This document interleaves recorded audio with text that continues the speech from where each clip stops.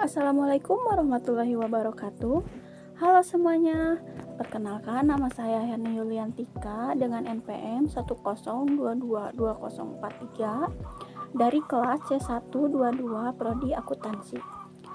Pada kesempatan kali ini saya akan menjelaskan tentang revolusi industri dan revolusi industri 4.0. Oke, tanpa berlama-lama kita langsung saja ke materinya. Revolusi industri mengacu pada perubahan mendasar dalam cara produksi barang dan pelayanan yang memicu transformasi besar dalam masyarakat dan ekonomi. Setiap revolusi industri ditandai oleh inovasi teknologi tertentu yang mengubah cara manusia bekerja, berproduksi, dan berinteraksi. Terdapat 4 revolusi industri utama. Yang pertama, revolusi industri 1.0. Abad ke-18 awal dan abad ke-19 ditandai oleh pengenalan mesin uap dan mekanisasi, penggeseran dari produksi tangan menjadi produksi mekanis. Yang kedua, produksi industri 2.0 terjadi pada akhir abad ke-19 sampai awal abad ke-20, dibawa oleh teknologi listrik dan penggunaan mesin-mesin baru. Yang ketiga, revolusi industri 3.0 terjadi pada akhir abad ke-20. Disebut juga sebagai revolusi digital, terkait dengan penggunaan teknologi sebagai teknologi komputer dan otorisasi. Kemudian, yang terakhir adalah revolusi industri 4.0. Terjadi mulai awal abad ke-21, mewakili antara dunia fisik dan digital, termasuk penggunaan teknologi seperti kecerdasan buatan atau AI, Internet of Things atau IoT, Big Data, robotika, dan komputasi awan.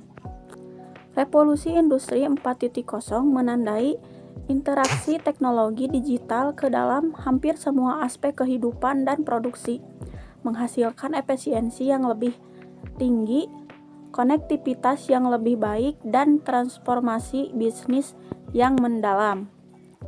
Revolusi industri 4.0 menciptakan lingkungan yang terkoneksi dan cerdas, di mana mesin dan sistem dapat berkomunikasi dan mengambil keputusan secara otomatis. Ini membawa dampak besar pada berbagai sektor ekonomi dan mengubah cara manusia bekerja, menghasilkan barang, dan berinteraksi dalam kehidupan sehari-hari. Menurut Subantarjo, secara ringkas dalam bukunya yang berjudul Sari Sajah Eropa Amerika membagi fase dan tahap dari revolusi industri menjadi siklus rentan waktu yang dalam singkatnya sebagai berikut. Yang pertama, 1750 Abraham Darby menggunakan batu bara untuk melelehkan besi dan mendapatkan nilai besi yang lebih sempurna yang dulu dilelehkan dengan kayu bakar. Kemudian 1763 James Watt menemukan mesin uap, dan ini menjadi tahap terpenting dari revolusi industri itu sendiri karena terjadi reformasi mesin dimanapun. Lalu pada tahun 1768 Arkwright menemukan mesin pemintal. 1802 Smithson menemukan kapal api. 1804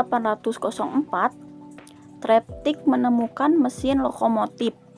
1816 Nipsey menemukan sepeda.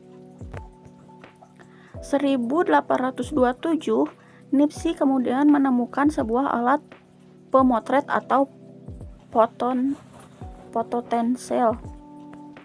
1832 Morse menemukan mesin telegram. 1840 Grove menemukan lampu listrik. 1846 Howe menemukan mesin jahit. 1872 Mayberg menemukan sebuah prinsip untuk bioskop.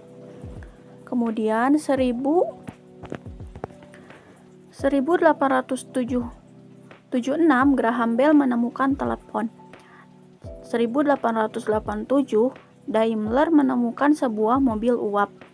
Kemudian pada tahun 1895 Marconi menemukan sebuah mesin radio. Dan yang terakhir pada 1903 Wright bersaudara berhasil menciptakan sebuah mesin terbang. Dan ini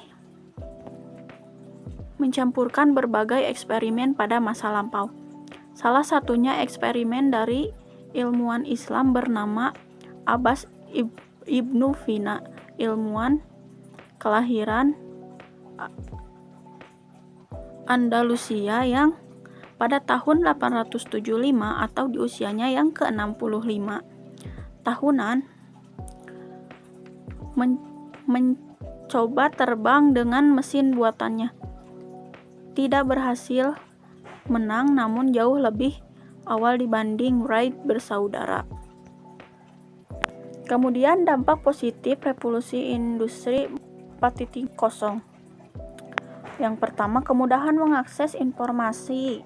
Kemudian efektivitas pada bidang produksi, meningkatkan pendapatan nasional, dan tentunya peluang kerja bagi tenaga ahli.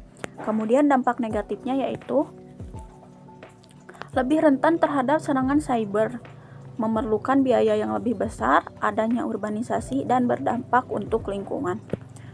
Mungkin cukup sekian penjelasan yang dapat saya jelaskan. Mohon maaf karena banyak sekali kekurangan. Assalamualaikum warahmatullahi wabarakatuh.